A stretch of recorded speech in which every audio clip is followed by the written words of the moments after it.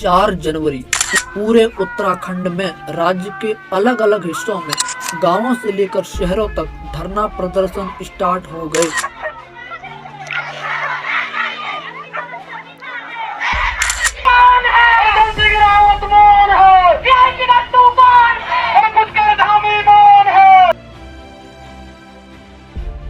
पर क्यों? तो इसका कारण था 18 सितंबर 2022 की ठंडी रात का वो मामला जब एक वीआईपी को स्पेशल सर्विस देने से मना कर देने के कारण उत्तराखंड की एक बेटी, एक बहन अंकिता भंडारी को दुनिया छोड़कर जाना पड़ा, या ये कहिए कि उसकी हत्या कर दी। उत्तराखंड के लोगों ने उस वीआईपी को सजा दिलाने के लिए पूरे उत्तराखंड को बंद कर दिया। 4 जनवरी से 11 जनवरी तक पूरा उत्तराखंड अंकिता भंडारी को न्याय दो यही मांग करने लगा। यहाँ तक कि उत्तराखंड के सीएम धामी तक की कुर्सी हिला डाली। बीजेपी के कई नेता, कई समर्थकों को इस्तीफे देने पड़े। पर ऐसा क्या था अंकिता भंडारी केस में, यही जानने के लिए शुरू करते हैं यह पूरी कहानी 18 सितंबर 2022 से। नमस्कार, मेरा नाम है संदीप कुमार और आप देख रहे हैं उत्तराखंड की बेटी अंकिता भंडारी की हत्याकांड का रियल स्टोरी। बात है 18 सितंबर 2022 की, जहां उत्तराखंड के ऋषिकेश में पूर्व भाजपा नेता के रिसोर्ट बनतरा में रिसेप्शनिस्ट का काम कर रही उत्तराखंड की बेटी अंकिता भंडारी पर रात में एक वीआईपी को सर्विस देने का दबाव बनाया गया था, परंतु अंकिता भंडारी ने सर्विस देने से मना कर दिया। इतना सुनते ही भाजपा नेता के बेटे पुलकित आर्य ने अंकिता भंडारी की हत्या कर उसको पहाड़ से पीछे वाली नदी में फेंक दिया। 23 सितंबर 2022 को पुलिस ने केस का खुलासा किया और पुलकित आर्य समेत 3 अपराधियों को कोर्ट ने आजीवन कारावास की सजा सुनाई और उनको जेल में भेज दिया और कोर्ट ने फाइल को बंद कर दिया। उस रिसोर्ट के एक बड़े हिस्से को बुलडोजर से तुरंत खत्म कर दिया ताकि केस बंद हो सके और उसके आगे कोई जांच न हो सके। पर बीजेपी के ही एक मंडाला अध्यक्ष हैं,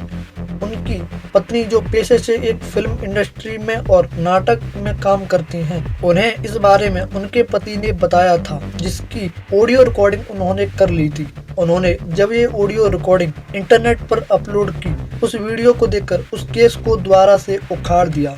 और जब उत्तराखंड के लोगों को यह पता चला कि अंकिता भंडारी को जिस वीआईपी को सर्विस देने के लिए मना करने के लिए मारा गया था वो आजाद घूम रहा है, उसके बाद पूरा उत्तराखंड वहां के सीएम धामी और बीजेपी पार्टी से उस वीआईपी का नाम जनता के सामने लाने के लिए धरना प्रदर्शन करने लगे। वहां के लोगों ने 4 जनवरी 2026 से पूरे उत्तराखंड को बंद कर दिया। सीएम आवास का घेराव कर सीएम धामी और वर्तमान सरकार बीजेपी से न्याय की मांग करने लगे। गांव, शहर, राज्य अलग अलग हिस्सों में धरना प्रदर्शन होना स्टार्ट हो गया। उत्तराखंड के लोग उस वीआईपी का नाम पूछने लगे और उस केस को सीबीआई को जांच करने देने की मांग करने लगे।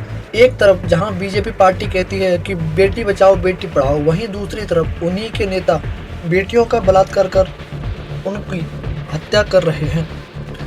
इस प्रदर्शन और न्याय न मिलने की प्रक्रिया को देखते हुए उत्तराखंड में बीजेपी के कई नेताओं, कई कार्यकर्ताओं, जिनकी आंखों में उत्तराखंड की बेटी के प्रति इज्जत और शर्म थी, वो अपना इस्तीफा देने लगे। वो बीजेपी पार्टी को अपने पद से रिजाइन करने लगे और अपना पद छोड़ने लगे।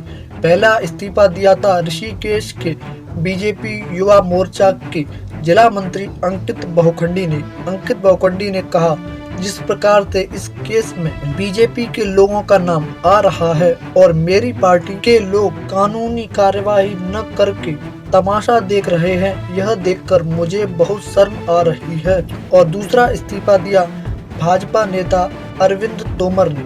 उन्होंने कहा, सीबीआई जांच में हो रही देरी के कारण मैं बहुत आहत हूं, जिसके चलते मैं पार्टी के सक्रिय सदस्य से इस्तीफा दे रहा हूं।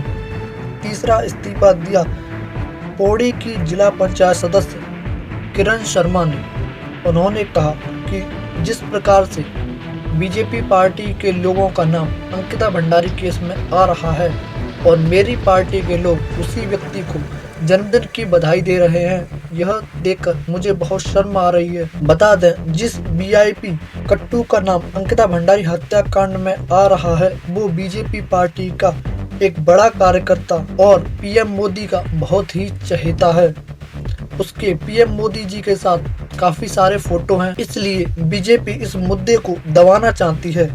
अब जिस व्यक्ति के पीएम मोदी जिनकी स्वयं भगवान से बातचीत है उनके साथ फोटो हैं, उन पर कोई कार्यवाही कैसे कर सकता है, फिर चाहे वो एक करे या चार। यूट्यूब कंडीशन के कारण मैं खुलकर नहीं बोल पा रहा हूँ। जब तक मैंने ये वीडियो बनाई और इसको अपलोड किया तब तक शायद वहाँ पर कोई भी कार्यवाही नहीं हुई है। और क्या बीजेपी इस केस में आगे कार्यवाही करेगी?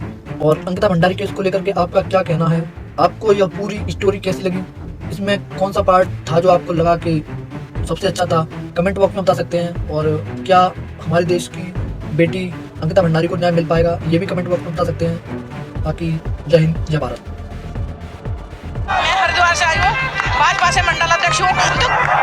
ऐसी भाजपा को, ऐसी गंदी भाजपा को जिसने आज हमें रुला दिया। हमारी पहाड़ की बेटी 19 साल की बेटी के साथ ऐसा बलात्कार किया और फिर उसे धक्का दे दिया। आज हमारी अंकिता भंडारी के जो हत्यारे हैं उनको मतलब संरक्षण दिया जा रहा है। उनको हमने उत्तराखंड मांगा था, इसलिए मांगा था कि हमारा राज्य नशा मुक्त हो, हम भूमाफिया मुक्त हो। और आज हमारे नेताओं ने क्या करा, जंगल काट के महल बना दिए और जंगल काट के महल बना के और हमारी लड़कियों को वहाँ ले जाके